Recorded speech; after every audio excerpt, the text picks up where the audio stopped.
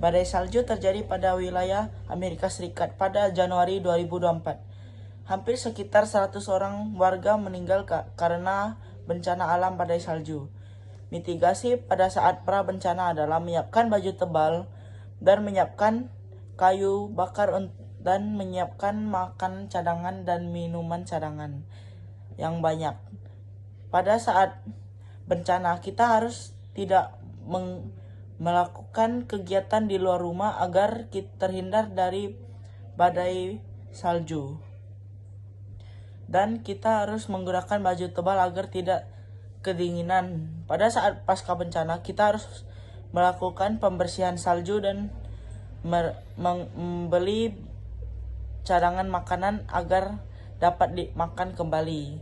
Dan dampak dari badai salju adalah terjadi korban jiwa dan kegiatan masyarakat terhambat.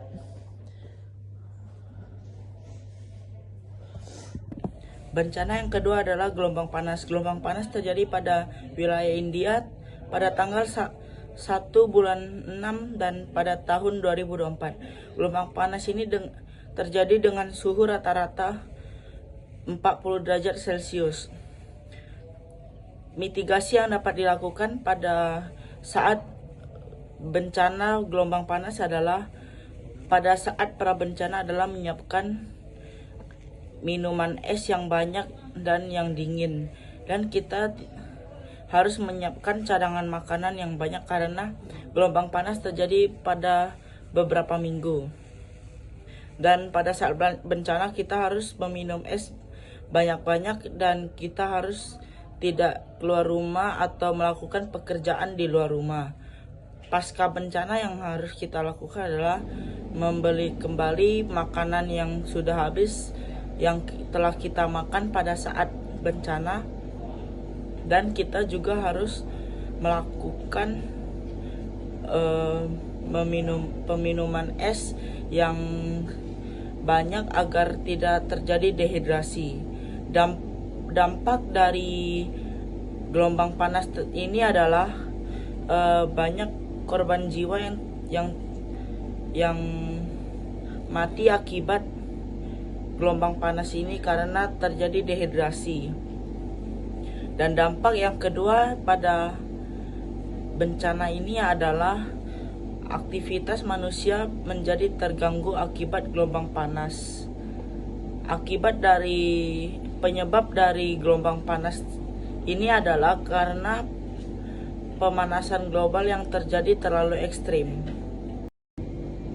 Pada bencana yang ketiga adalah hujan es. Hujan es adalah bentuk presipitasi dalam bentuk es dan memiliki wujud yang berbeda-beda, ada yang besar dan kecil. Mitigasi yang dapat dilakukan pada saat prabencana adalah kita harus menyiapkan baju tebal, celana panjang, sepatu boot, dan payung. Dan kita juga harus menyiapkan cadangan makanan agar kita dapat makan pada saat bencana hujan es tersebut, karena pada mitigasi yang pada saat bencana adalah kita tidak harus keluar rumah karena es yang jatuh jika berkontak fisik dengan tubuh kita maka akan sangat sakit karena hujan tersebut berbentuk es. Dan kita harus menggunakan baju tebal dan payung agar tidak terkena es pada saat di luar rumah. Pada saat pasca bencana kita harus membersihkan es karena agar tidak licin saat di jalan tersebut dijalani oleh warga. Dampak yang terjadi adalah para warga menjadi terhambat aktivitasnya akibat hujan es yang terjadi. Penyebab dari hujan es adalah akibat awan cumulonimbus dan cuaca tersebut yang sangat panas. Hujan es hanya terjadi pada wilayah tropis. Bencana ini juga pernah terjadi di Indonesia, yaitu pada wilayah Bojonegoro pada tanggal 8 bulan 10 tahun 2022.